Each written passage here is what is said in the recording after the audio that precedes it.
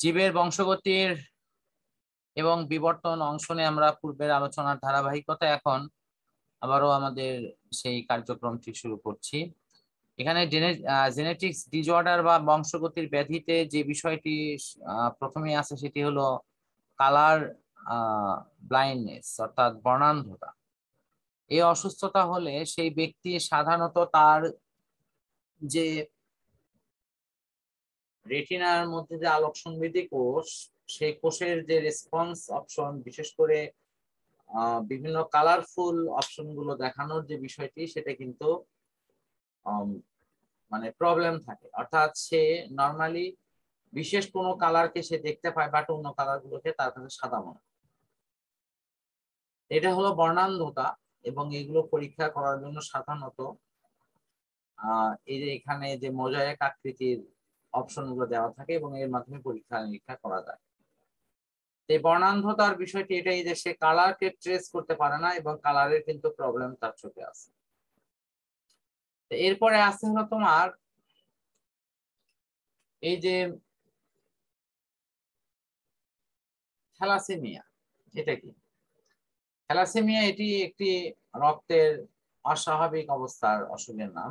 লোহিত রক্তকণিকার একটা অস্বাভাবিক অবস্থায় দেখা যায় লোহিত রক্তকণিকা দ্রুত নষ্ট হয়ে যাচ্ছে, বাট শ্বেত এবং অন্য কণিকা আনুপাতিক হারে সংখ্যা বৃদ্ধি পায় এবং এর ফলশ্রুতিতে শরীরের যে সার্বিক ভারসাম্য সেটি কিন্তু ব্যাহত হয়।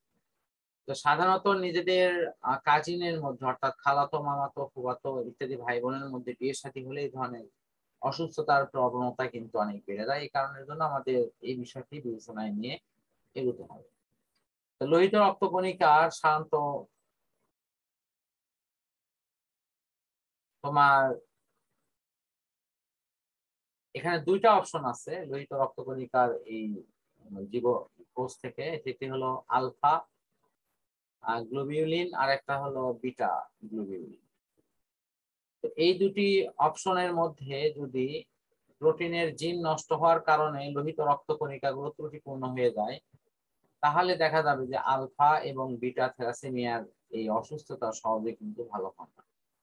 এবং এদের যে ঔষধগুলো ব্যবহার করা হয় সেগুলো কিন্তু যথেষ্ট ব্যয়বহুল এবং অনেক সময় সাপেক্ষ অপশনের মধ্যে কাজ করে। এই কারণের জন্য সাধারণত কারো যদি এই থ্যালাসেমিয়া অসুখটি থেকেও থাকে, তাহলে অন্য ধরনের যদি না থাকে, সেক্ষেত্রে সন্তান সন্ততিতে এর প্রভাব পড়ার সম্ভাবনা খুবই খুবই কম।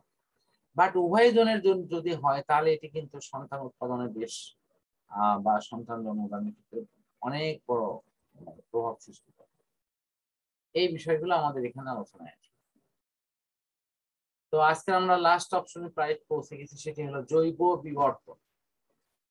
বিবর্তন শব্দের অর্থ কি? এটির অর্থ হচ্ছে যে একটা থেকে অন্যটার পরিবর্তন। তো আমরা পরবর্তী টপিকসে গিয়ে এই জৈব বিবর্তনের উপরে ইনশাআল্লাহ আলোচনা করব।